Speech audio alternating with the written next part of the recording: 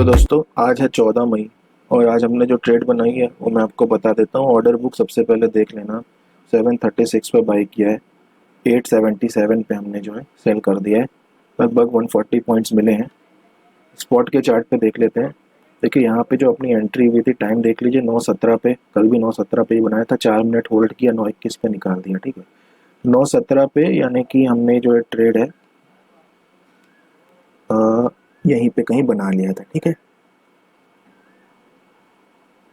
जो हमको इसमें प्राइस मिला था 736। ठीक है, 736 का यहाँ पे देखिए प्राइस मिला था हमको।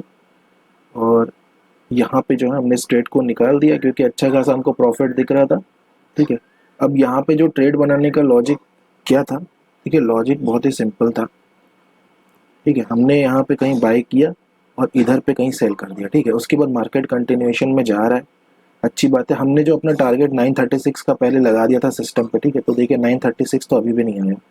और ये जो हमने टारगेट बुक किया बहुत अच्छा टारगेट है, क्योंकि जस्ट वीकली एक्सपायरी का न्यू डे है। ठीक है, कल वीकली एक्सपायरी जो है, कल एक्सपायर होता है अपना वेडनेस, कल ट्यूसडे को एक्सपायरी थी सेंसेक्स की। ठीक है, आज वेडनेसडे है, तो इतना मोमेंटम मिलना भी एक बड़ी बात।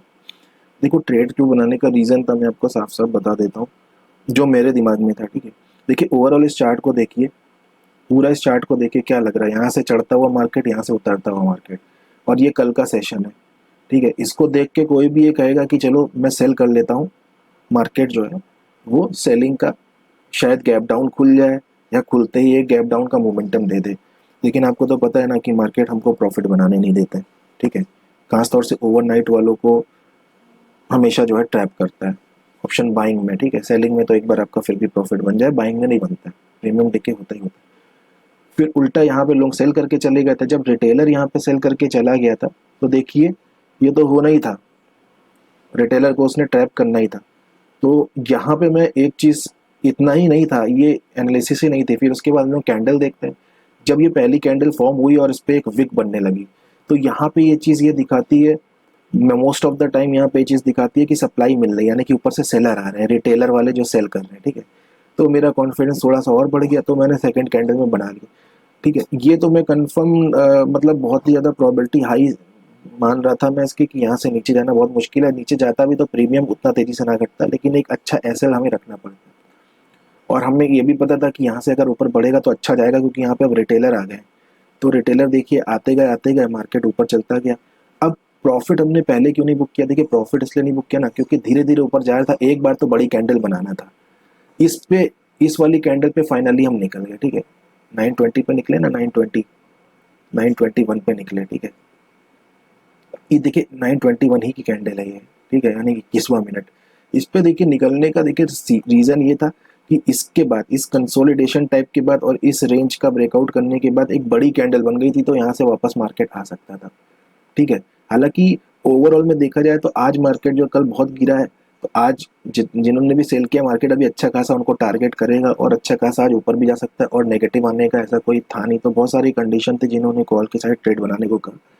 इधर निकलने का ये रीज़न था, ये सिंगल कैंडल बहुत बड़ी बन गई थी। ठीक है, और इसी सिंगल कैंडल पे जो प्रीमियम था ये 780 चला गया था। ये जो प्रीमियम है ना 780 तक देखिए गया था, 77 पे हमारा जो है एग्जीक्यूट हमने करवा लिया मार्केट पे। ठीक है, उसके बाद देखिए फिर थोड़ा सा कंसोलिडेशन टाइप का, फिर वापस ऊपर चला गया। अब निकलने का रीज़न मैंने आपको क्या बताया, यही बताया कि एक बड़ी कैंडल, देखिए स्पॉट के चार्ट पर देखते हैं तो एक बड़ी कैंडल बन गई ना। अब बड़ी कैंडल बन गई तो यूजुअली बड़ी कैंडल के बाद फिर एक रिवर्सल टाइप का या फिर एक अच्छा खासा करेक्शन मार्केट देता है, अगर उसे फर्दर भी जाना है तो। ठीक है, तो ये इसकी प्रोबेबिलिटी बन रही थी, तो इसलिए मैंने निकाल दिया। और ये तो सेकेंडरी रीज़न था। देखिए प्राइमरी रीज़न ये होता है ना कि हमें अपना टारगेट हमेशा ध्यान रखना चाहिए, खासतौर से अगर वीकली एक्सपायरी में हम लोग काम कर रहे हैं, तो हमें ये समझना चाहिए कि अगर डे वन है कॉन्ट्रैक्ट का, जैसे आज नया कॉन्ट्रैक्ट है वीकली एक्सपायरी का। ठीक है, तो उस दिन प्रीमियम बहुत मुश्किल से बढ़ते हैं। अगर 150 पॉइंट आपको मिल गए तो बहुत ही अच्छा है, वरना आज के दिन 80-90 पॉइंट तो बहुत अच्छे माने जाते हैं। 150 पॉइंट तो ओवर अचीव है। 150 इसीलिए मिले कि कल भयंकर मार्केट गिरा, परसों अच्छा मार्केट चढ़ा, कर अच्छा मार्केट गिरा। ठीक है, इसीलिए इतने पॉइंट दे दिए, वरना नॉर्मल डे में इतने पॉइंट नहीं देता। 70-80-90 पॉइंट बहुत अच्छे पॉइंट माने जाते हैं। ठीक है, तो हमें इस चीज़ को भी, रियलिटी को ध्यान में रखना होता है। ठीक है, तो अच्छा खासा पॉइंट देखिए मिल गया था तो हमने बुक कर लिया, ये सारी चीज़ें थी। तो मोटा मोटा देखिए यहाँ से वापस भी आने लगा, इसका कुछ कह नहीं सकते। और इसमें प्रीमियम देखिए कितना लॉस हुआ है, 950 से सीधे 850, 100 पॉइंट, ठीक है। तो इसी चीज़ की मैं बात कर रहा था। देखिए यहाँ पे हुआ क्या, देखिए ग्रीन कैंडल अच्छी वाली बनी। अब ये कंटिन्यू ऊपर जाएगा नहीं जाएगा सवाल इसका नहीं है, सवाल इसका है कि करेक्शन कितना करेगा। इस करेक्शन में कोई रुकेगा, किसी की हिम्मत है? 100 पॉइंट का करेक्शन इतने में तो अच्छे अच्छे निकल जाते हैं, ठीक है।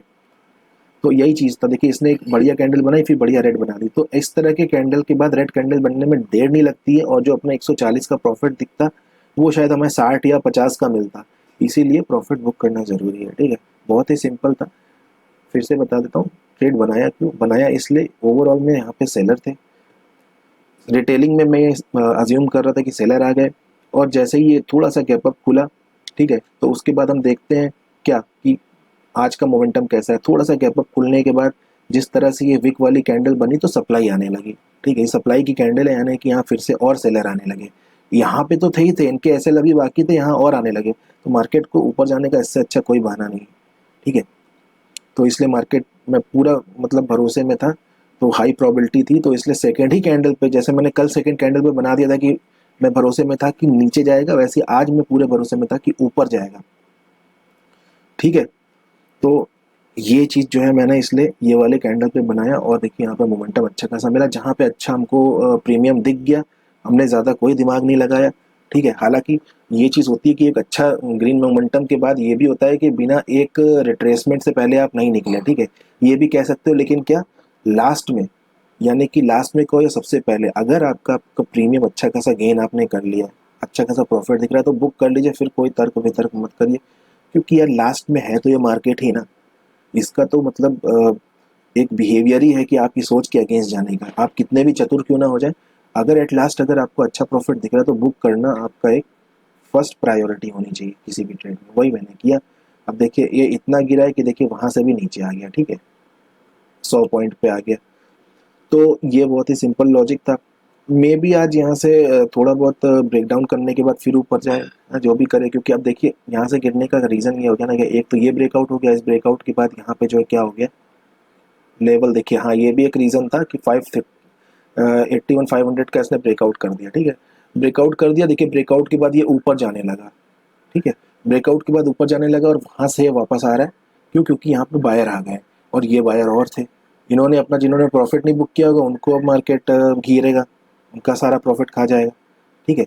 और ये जो नए वाले थे इनको तो अभी मान लीजिए निकले भी नहीं होंगे तो निकालना अब चालू करेगा। देखिए ये निकलेंगे तो बहुत तेज़ी से नीचे जाएगा, फिर ये भी निकलेंगे।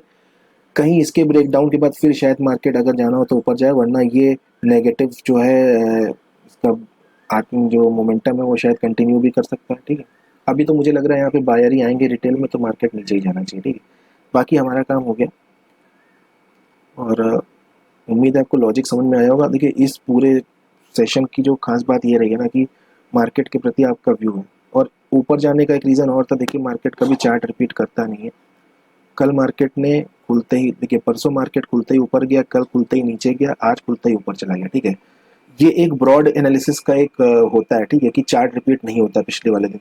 कभी कभी होता है, लेकिन 10 में से 7, 10 में से 8 बार नहीं होता है, ठीक है। इसलिए ये भी आप एक ब्रॉडर उसमें ले सकते हो। लेकिन देखिए सबसे ज़्यादा इंपॉर्टेंट एनालिसिस क्या होता है कि कैंडल कैसे बन रही है, ठीक है।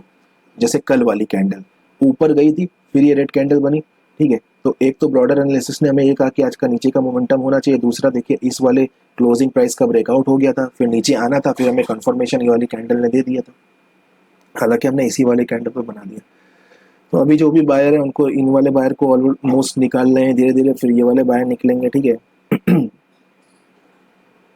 ये हो सकता है कि ये वाले अच्छे सेलर और उन्होंने ऊपर ऐसे लगा रखा हो तो शायद उनको लेने ना जाए। इधर पे जो बायर जिन्होंने कल यहाँ पे बाई करके गए शायद उनको लेने आए मार्केट के। तो ये एक ब्रॉडर एनालिसिस जो था वो मैंने आपको बता दिया। बहुत डिटेल में इस चीज़ की चिंता किए बिना कि वीडियो कितना लंबा बनता है और वीडियो में व्यूज़ नहीं आ रहे, ठीक है। एक्चुअल में ये मैं आपके लिए तो क्या कहूँ, मैं अपने लिए बना रहा हूँ ताकि मैं खुद को इस चीज़ को देख सकूँ, और इसको अगर देख के अगर आप लोग कुछ सीख जाओगे तो ये तो और भी ज़्यादा अच्छी बात है ना। इससे मेरी भी जो है कैपेबिलिटी और कैपेसिटी इन्हेंस होगी ओवरऑल, ठीक है। और आप लोग सीखोगे तो इससे बढ़िया बात क्या हो सकती है। फिलहाल ये सारा लॉजिक मैंने आपको बता दिया। आई होप कि आपको पसंद आया होगा, वीडियो आपके लिए यूज़फुल होगा, ठीक है। तो मैं मिलता हूँ आपसे कल एक नए वीडियो में। तब तक अपना ख्याल रखिए। जय हिंद, जय भारत।